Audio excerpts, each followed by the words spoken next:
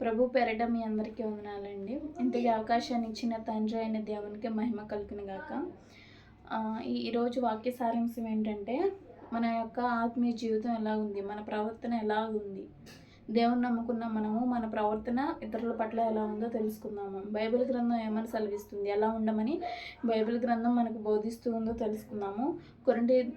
మొదటి కొరింథీయులకు రాసిన పత్రిక 16వ అధ్యాయం 14వ వచనం. మీరు చేయు కార్యములన్నీ ప్రేమతో చేయండి. మనం ఏదైతే కార్యములు చేస్తున్నామో, ఎవరైతే మన దగ్గరకు వచ్చి సహాయాన్ని కోరుచున్నారో, మనం ఏదైతే కార్యాలు ఏదైతే సహాయం చేస్తున్నామో అది ప్రేమతో చేయడని ఇక్కడ బైబిల్ గ్రంథం సెలవిస్తూ ఉంది. మన మాటల్లో మన క్రియల్లో ప్రేమ ఉండాలి. కోపం కాకుండా క్షమ దయ ఉండాలి. ద్వేషం కాకుండా దయ చూపాలి. మనం క్షమ ఉండాలి, క్షమించే గుణం ఉండాలి, ప్రేమించాలి. అదే దేవుడు చెప్తున్నాడు. మీరు ఏ కార్యం చేసినా అది ప్రేమతో చేయడని దేవుడు సెలవిస్తున్నాడు. అలాగే వినయంతో ఉండాలి. మనము వినయం కలిగి జీవించాలి. వినయము విధేయత కలిగి జీవించాలి. ఫిలిప్పీయులకు రాసిన పత్రిక 2వ అధ్యాయం 3వ వచనం. కక్ష చేతనైనను వృధాతిశయము చేతనైనను ఏమీ చేయక వినయమైన మనసు గలవారా ఒకరినొకడు తనకంటే యోగ్యుడని ఎంచుచు. ఎక్కడ చూసుకున్నట్లయితే కక్ష, కోపము, ద్వేషము, అసూయ, ఇతరుల పట్ల మనకు కక్షలు.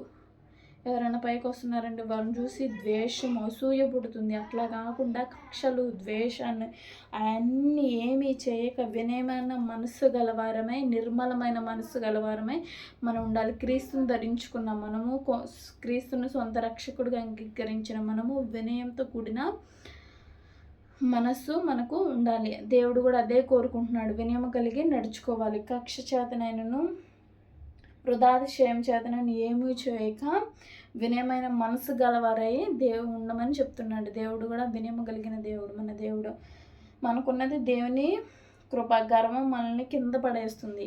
మనం ఏదైతే దేని గురించి అయితే గర్వపడుతున్నామో అది మనల్ని ఎప్పటికైనా కింద పడేసే స్థితికి తీసుకొస్తుంది.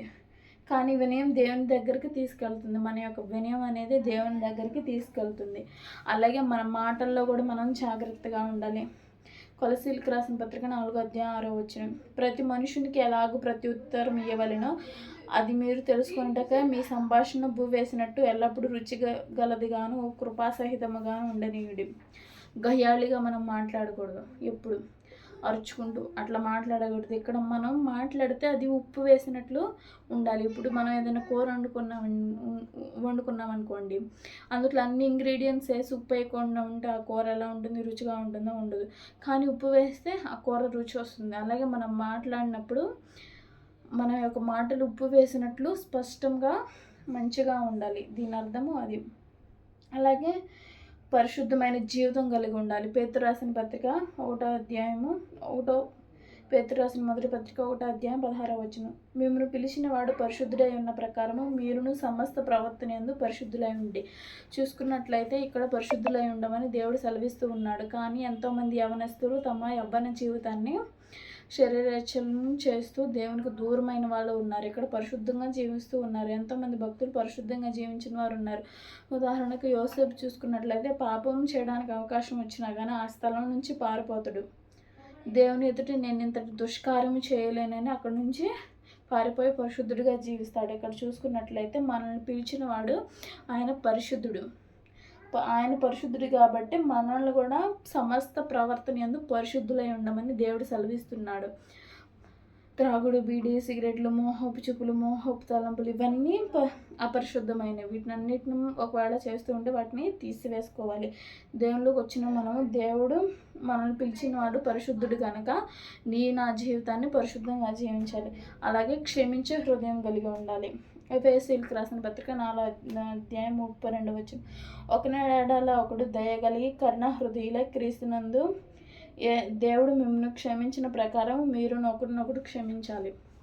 ఇక్కడ చూసుకున్నట్లయితే అతను నాకు కీడు చేశాడు, లేదా ఆమె నాకు కీడు చేసింది, నేను ఖచ్చితంగా ఆమెకే ప్రతి కీడు చేయాలి, ఏదో ఒక ఆపద తలపెట్టాలని ఆలోచనలే వస్తాయి కానీ వాళ్ళని క్షమించే మనసు మనకు ఉండదు. అలా క్షమించినట్లయితే మనం క్షమించడం ద్వారా మనల్ని చూసి నేను వాళ్ళకి కీడు చేసినా కానీ వాళ్ళు నన్ను క్షమించారే అనే ఆలోచన వాళ్ళకి వచ్చి వాళ్ళు మారే అవకాశం ఉంటుంది.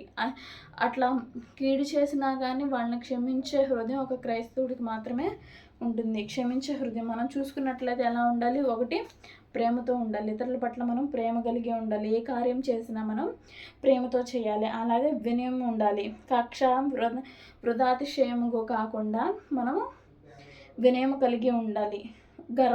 గర్వపడకూడదు. గర్వం మనల్ని పడేస్తుంది. వినయం దేవుని దగ్గరికి చేరుస్తుంది.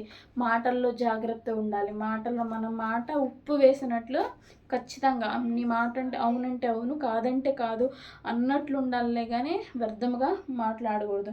అలాగే పరిశుద్ధమైన జీవితం, క్రీస్తుని ధరించుకున్న మనల్ని పిలిచిన వాడు పరిశుద్ధుడు కనుక మనము పరిశుద్ధంగా జీవించాలి. అలాగే క్షమించే హృదయం, ఇతరులను క్షమించే హృదయం, కక్ష, ద్వేషం, అసూయ ఇవేమి పెట్టకుండా మనకు కీడు చేసినా కానీ వారి కొరకు శత్రువులు సహితం వారి గురించి ప్రార్థన చేయమని దేవుడు చెప్పాడు కదండి.